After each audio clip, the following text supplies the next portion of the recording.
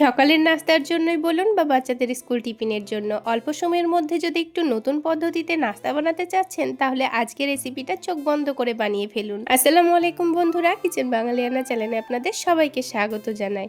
আজকের নাস্তা রেসিপিটি যেমন হেলদি হবে তেমনই টেস্টি। একবার খেলে আবার বানিয়ে খাওয়ার কিন্তু রিকোয়েস্ট আসবে। চলুন তাহলে কিভাবে নাস্তাটা বানিয়ে নিচ্ছি ঝটপট দেখে নিই। তো সবার প্রথমে একটা মিক্সিং বোলের মধ্যে 1 কাপ পরিমাণ ময়দা নিয়ে নিচ্ছি। আপনারা চাইলে ময়দার পরিবর্তে আটা দিয়েও নাস্তাটা বানাতে পারেন। এবার এখানে অল্প একটু লবণ দিয়ে দিচ্ছি আর দিয়ে দিচ্ছি চিনি। আর খুব সুন্দর একটা ফ্লেভারের জন্য দিয়ে দেব অল্প একটু কালো জিরা আর তার সাথে অল্প একটু আজওয়াইন। আজওয়াইনটাকে হাতের মধ্যে একটু ঘষে দিয়ে দিতে হবে, তাহলে খুব সুন্দর একটা ফ্লেভার আসবে। এবার এই ময়দার মধ্যে দিয়ে দিতে হবে 1 টেবিল চামচ মতো সয়াবিন তেল। তবে আপনারা চাইলে এখানে ঘি বা বাটারও দিতে পারেন। এবার সব কিছু খুব ভালো করে মিশিয়ে নেব। এবার যখন হাতের মধ্যে মুঠো করব, দেখুন খুব সুন্দর কিন্তু দলা পাকিয়ে এসছে। তো আমাদের ময়ানটা কিন্তু খুব সুন্দর দেওয়া হয়েছে। এবার ডোটা মেখে নেওয়ার জন্য পানিটা কিন্তু পরিমাণ মতো দিয়ে দিতে হবে।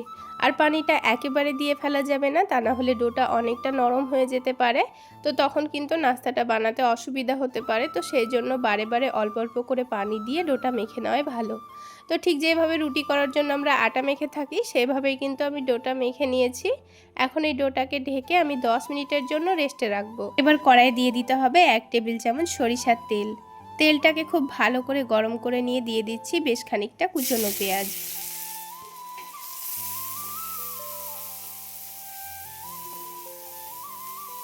পেঁয়াজটাকে একটু লালচে করে ভেজে নিতে হবে।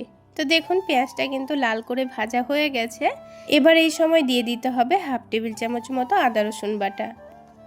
তারপর যতক্ষণ না পর্যন্ত আদা রসুনের কাঁচা গন্ধটা যাচ্ছে, ততক্ষণ অনবরত নাড়াচাড়া করে ভেজে নিতে হবে। গ্যাসের ফ্লেমটা বাড়িয়ে রেখে খুব সুন্দর করে কিন্তু আদা রসুনটা ভেজে নিয়েছি। এবার ঝালের জন্য কাঁচামরিচ কুচি দিয়েছি আর তার সাথে টমেটো কুচিও দিয়ে দিচ্ছি। টমেটোটা এখানে আমি মিডিয়াম সাইজের একটা দিয়ে দিয়েছি। আর দিয়ে দিচ্ছি স্বাদ মতো লবণ, অল্প একটু হলুদের গুঁড়ো, তার সাথে দিয়ে দিচ্ছি খুবই সামান্য পরিমাণ ভাজা জিরা গুঁড়ো আর একটু করে চিনি। এখন সব কিছু খুব ভালো করে ভেজে নেব। আর যেহেতু আমি টমেটো দেওয়ার সাথে সাথে মশলাগুলোও দিয়ে দিয়েছি আর লবণ দেওয়ার কারণে কিন্তু টমেটোটা খুবই অল্প সময়ের মধ্যে গলে গেছে। তো দেখুন মশলাটা কিন্তু খুব সুন্দর ভাজা ভাজা হয়ে গেছে। এবার এখানে মেন উপকরণটা দিয়ে দেব। এখানে আমি 3 পিস বোনলেস চিকেন লবণ আর একটু আদা রসুন পেস্ট দিয়ে সেদ্ধ করে নিয়েছিলাম। তো সেটাকে আমি হাত দিয়ে ঝুড়ো ঝুড়ো করে নিয়েছি। তারপর এর মধ্যেখানে দিয়ে তার সাথে অল্প একটু গোলমরিচের গুঁড়ো আর চাট মশলা দিয়ে দিচ্ছি। আর সবশেষে ধনেপাতা কুচি দিয়ে দিচ্ছি। এখন সব কিছু ভালো করে মিশিয়ে নিলেই কিন্তু আমাদের চিকেনের পুরটা রেডি হয়ে যাবে। আপনাদের হাতের কাছে যদি চিকেন না থাকে, তাহলে এখানে কিন্তু চিকেনের পরিবর্তে ডিমও ব্যবহার করতে পারেন। তো বাড়িতে যখন চিকেন নিয়ে আসে, তখন অল্প একটু বোনলেস চিকেন আমি উঠিয়ে রাখি। তো এইভাবেই নানান রকমের পরোটা কিংবা কোনো কিছু স্ন্যাক্স বানানো যায়। রান্নার মধ্যে কিন্তু বোনলেস চিকেনগুলো খুব একটা খাওয়া হয় না, তো সেই জন্য আমি এইভাবেই কিন্তু নাস্তার সঙ্গেই ব্যবহার করে নিই। তো দেখুন কথা বলতে বলতে কিন্তু আমার চিকেনের পুরটা একদম রেডি হয়ে গেল। এবার এটাকে একটা প্লেটের মধ্যে নামিয়ে নিচ্ছি। একটা ছড়ানো প্লেটের মধ্যে নামিয়ে রাখতে হবে, তাহলে খুবই অল্প সময়ের মধ্যে ঠান্ডাও হয়ে যাবে। এবার এই ডোটাকে আবার একটু ভালো করে মেখে নেব। আর দেখুন 10 মিনিট রেস্টে রাখার কারণে কিন্তু ডোটা আগের থেকে অনেকটাই স্মুথ হয়ে গেছে। তো ডোটাকে আবার একটু ভালো করে মেখে নেব। আর এই ডোটা থেকে কিন্তু লেচি কাটার কোনো রকম ঝামেলা নেই। এই ডোটা থেকেই কিন্তু আমি বড় করে পরোটাটা বেলে নেব। আর একটা পরোটা তৈরি করেই কিন্তু দুজনের টিফিনে আরাম করে দিতে পারবেন। তো দেখুন পরোটাটা কিন্তু একটু মোটা করে প্রথমে বেলতে হবে। তো পরোটাটা কিন্তু আমার বেলে নেওয়া হয়ে গেল।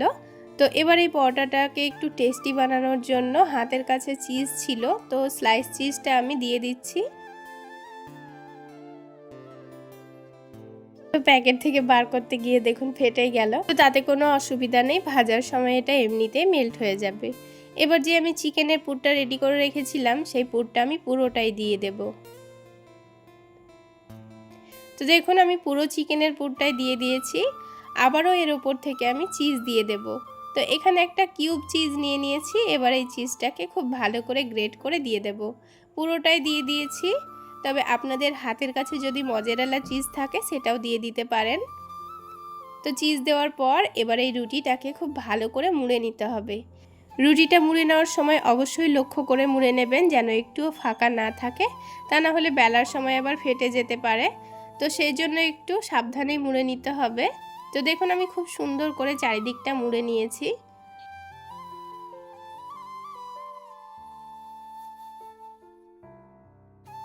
মধ্যের জায়গাটা যেন আবার খুব বেশি মোটা না হয়, তো সেটা লক্ষ্য রেখেই মুড়ে নিতে হবে। আমাদের রুটিটা মুড়ে নেওয়া হয়ে গেল। ওপরে একটু ময়দা লাগিয়ে দিয়ে এটাকে আমি 5 মিনিটের জন্য ঢেকে রেস্টে রাখবো। আর কেন রেস্টে রাখবো সেটা আপনাদের পরে বলছি। তো 5 মিনিটের জন্য আমি এটাকে ঢেকে রেস্টে রাখছি। 5 মিনিট পর ফিরে এলাম। কেন রেস্টে রাখার কথা বললাম জানেন? কারণ রুটিটা কিন্তু অনেকটাই মোটা, আর ভেতরে যেহেতু অনেকটা পরিমাণ পুর দিয়েছি, তাই এটাকে পাতলা করে বেলতে কিন্তু অসুবিধা হতে পারে। তাই সাথে সাথে না বেলে 5 মিনিট মতো রেস্টে রাখলে লইটা অনেকটা নরম হয়ে যাবে আর বেলতে খুবই সুবিধা হবে। তো রুটিটাকে আমি আলতো হাতে বেলেও নিয়েছি, হাত দিয়ে একটু প্রেস করেও বড় করে নিয়েছি। এবার পরোটাটাকে সেঁকে নেওয়ার জন্য প্যানের মধ্যে কোনো রকম তেল ছাড়া পরোটাটা দিয়ে একদিকটা যখন হয়ে আসবে তখন উল্টে দিতে হবে। আর এই পরোটাটা কিন্তু আমি 1 টেবিল চামচ তেল দিয়েই ভেজে নিয়েছি। খুব বেশি তেলেরও প্রয়োজন হয় না, খুবই সামান্য তেলেই আপনারা ভেজে নিতে পারবেন। তো চারিদিকে 1 টেবিল চামচ তেল ভালো করে ছড়িয়ে দিয়েছি, দিয়ে পরোটাটাকে একটু চেপে চেপে সেঁকে নিয়ে আমি উল্টে নিচ্ছি। আর দেখুন পরোটাটা কিন্তু কত সুন্দর ফুলে উঠেছে আর দেখতেও কতটা লোভনীয় লাগছে। এবার আবারও পরোটাটাকে উল্টে দেব। তো দেখুন বন্ধুরা পরোটাটা দেখতে কতটা লোভনীয় হয়েছে। আর দেখুন পরোটার মধ্যে কিন্তু খুব সুন্দর কালারও চলে এসছে। আমি কিন্তু পরোটাটাকে একটু সময় নিয়ে ক্রিস্পি করে ভেজে নিয়েছি, তাহলে পরোটাটা খেতে ভীষণই মজার হয়।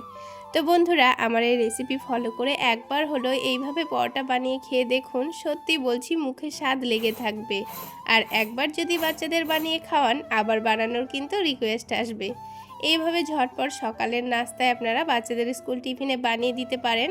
তো দেখুন বন্ধুরা এটাকে আমি পিস পিস করে কেটে নিচ্ছি। আর চিজটাও কত সুন্দর মেল্ট হয়ে গেছে, দেখতে কতটা লোভনীয় লাগছে। আমি আপনাদের ভেতরটা আরও একটু ভালো করে দেখিয়ে দিচ্ছি দেখুন।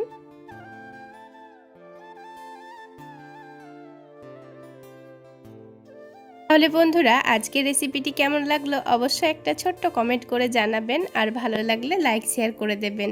সেই সাথে আমার এই সহজ রেসিপিগুলো যদি ইউটিউব চ্যানেল থেকে দেখে থাকেন চ্যানেলটি সাবস্ক্রাইব করে দেবেন, আর ফেসবুক পেজ থেকে দেখে থাকলে পেজটি ফলো করে দেবেন। তো বন্ধুরা আজকে এই পর্যন্তই। সকলে অনেক বেশি ভালো থাকবেন, সুস্থ থাকবেন। দেখা হচ্ছে আবারও একটি নতুন রেসিপি নিয়ে পরের ভিডিওতে।